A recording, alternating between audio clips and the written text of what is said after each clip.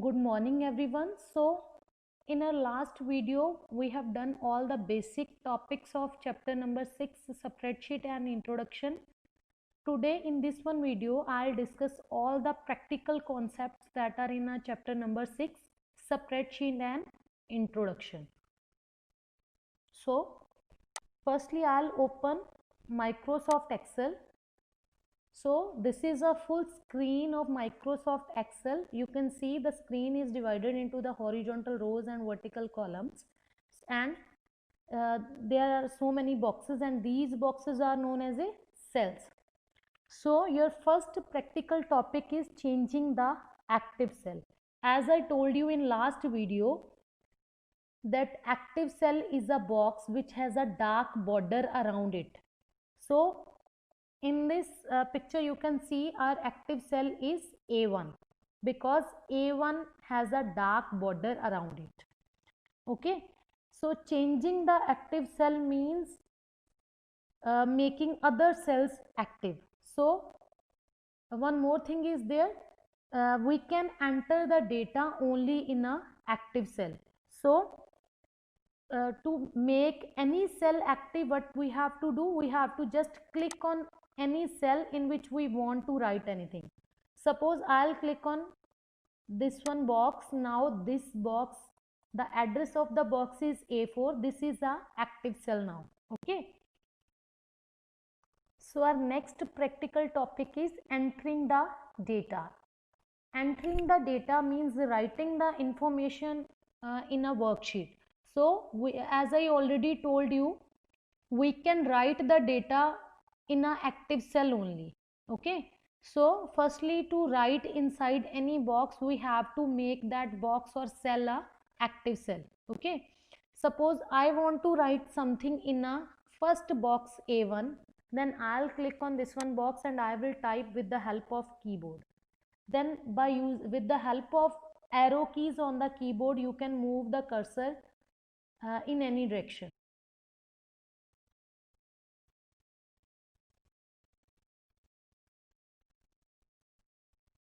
So there are two types of there are two ways to move from one cell box to second box. One is with the help of mouse and second one is by using arrow keys. So by repeating these two steps you can write anything in a Excel work. So our next topic is saving a workbook. In Excel, we can save our workbook if we want to reuse that workbook in a future. So whenever we will save a workbook in Excel, it will be stored with .xlsx extension. So to save a workbook, we will click on File tab.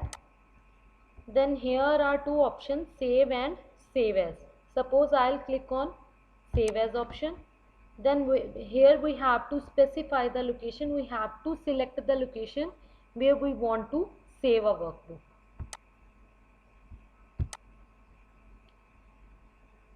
Next is a file name. In a file name we have to type the name of the file.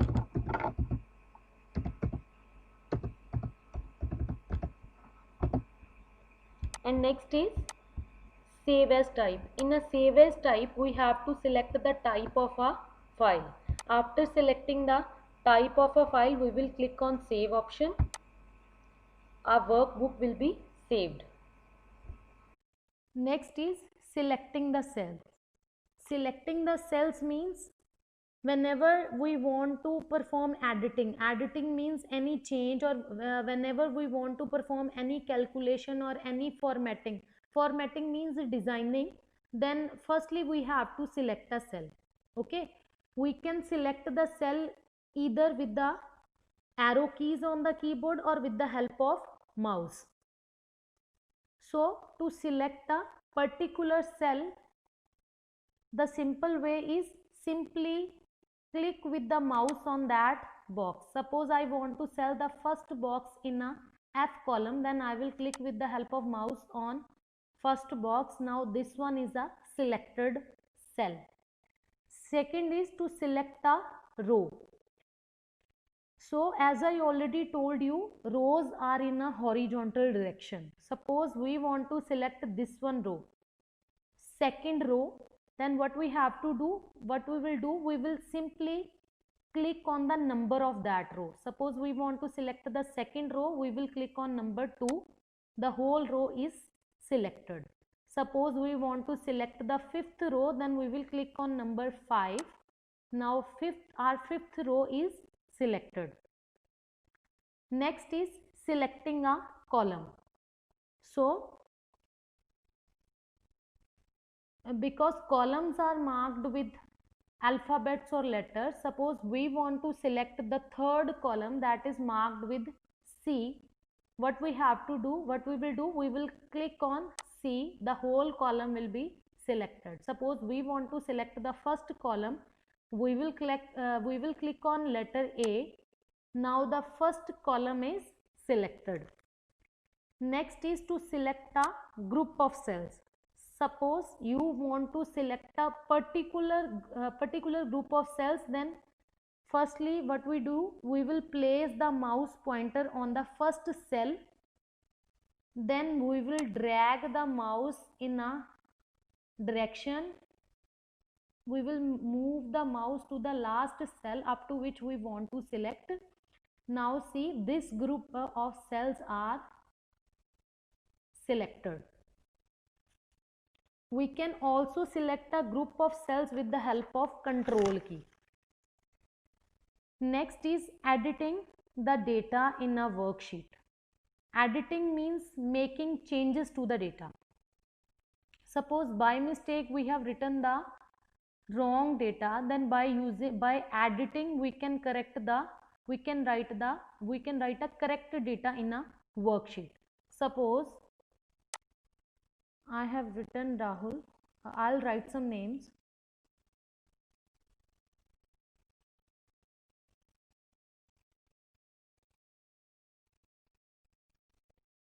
Suppose by mistake I write the class of third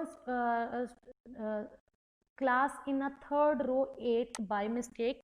Now I want to correct it. So what I will do, I will double click on this one box, and with the help of backspace key I will erase the incorrect data, and with the help of keyboard I will write the correct data. So next is deleting a data. So in Excel, if we don't need the data in a future, then we can delete that data. So to delete a data, what we will do, suppose we want to delete the data, we want to delete second row, then we will click on row number 2, then we will press the delete button from the keyboard. See, the data in a second row is deleted now. Okay, in the similar way we can delete the data from the column. We will select the column and we will press the delete key from the keyboard. The data will be deleted. So our next topic is undoing changes. Suppose by mistake I have deleted the data and now I want that data back, then I can use undo feature. So undo feature in Excel is used to cancel the last change. It is a feature which is used to cancel the last change. So to use undo feature, either we can press its shortcut key, that is Ctrl plus Z, or either we can click on the icon of undo feature. Suppose I click on icon of undo feature, then deleted data is again back in a worksheet. Next is moving and copying the data. There are two options, moving and copying. When we copy the data appear in both the location, original location and the new location. But when we move the data will disappear or data will be deleted from the original location and it will move to the new location. This is the difference in moving and copying.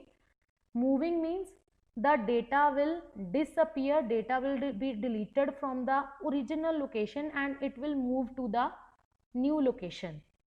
And if we consider copying means the data will appear on both the location, on the original location and on the new location.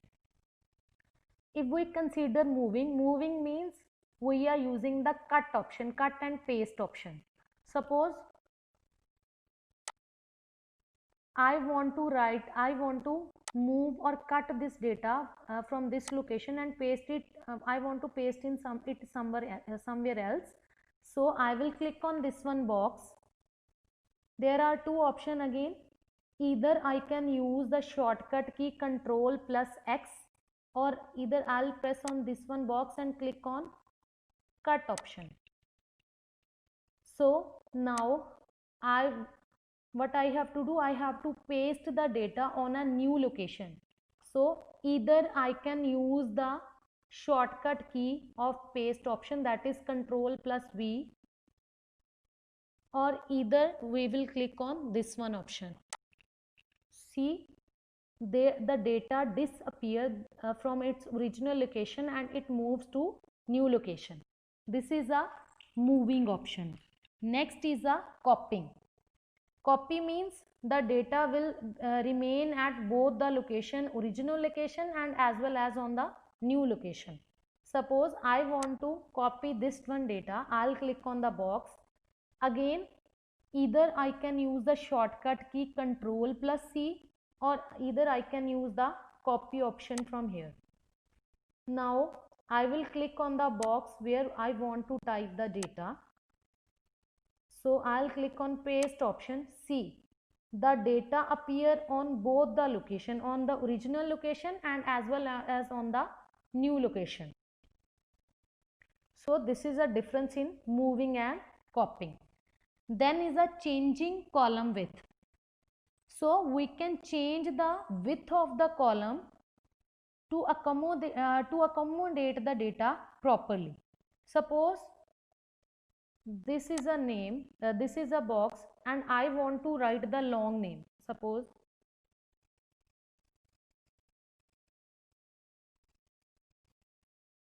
now you can see the data is not able to fit properly in first column. So what we can do, we can change the width of the column to accommodate the data properly. So what we have to do, we will place the mouse pointer here and we will drag it. We will place the mouse pointer here and we will drag it on the right side. Now see, the width of the first column A is increased. Okay. Next, and by default means initially the width of each column is 8.43, that is measured in characters. Okay. Next topic is changing the row height. In Excel, we can also change the height of the row. By default, the height of the particular box is 15.00, that is measured in points.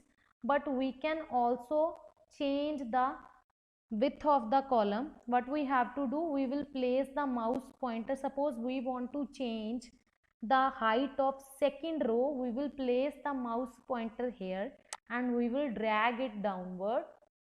Now see, the height of the second row is increased. Okay. Next topic is inserting a row.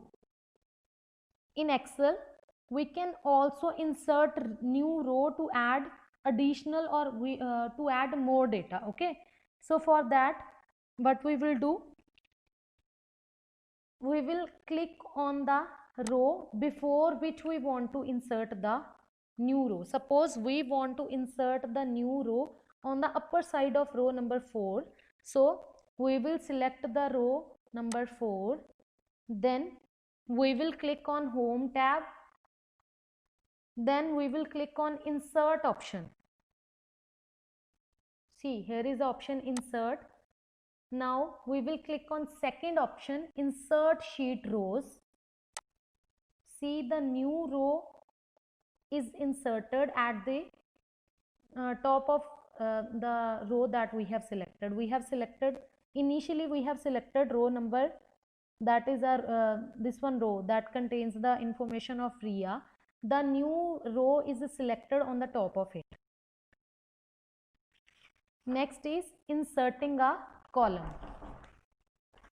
In Excel, we can also insert a new column, and if we want to add more data, to insert a new column in a Excel, what we will have to do, we will click on the heading of the column on the right side where we want to insert a new column. Suppose, see, I'll click on column B, then again we will click on home tab, insert option. Now third option is insert sheet columns. See, the new column get inserted and the other columns move to the right side. Next is deleting a column and row. In Excel, we can also delete a column or row that we don't need in a future.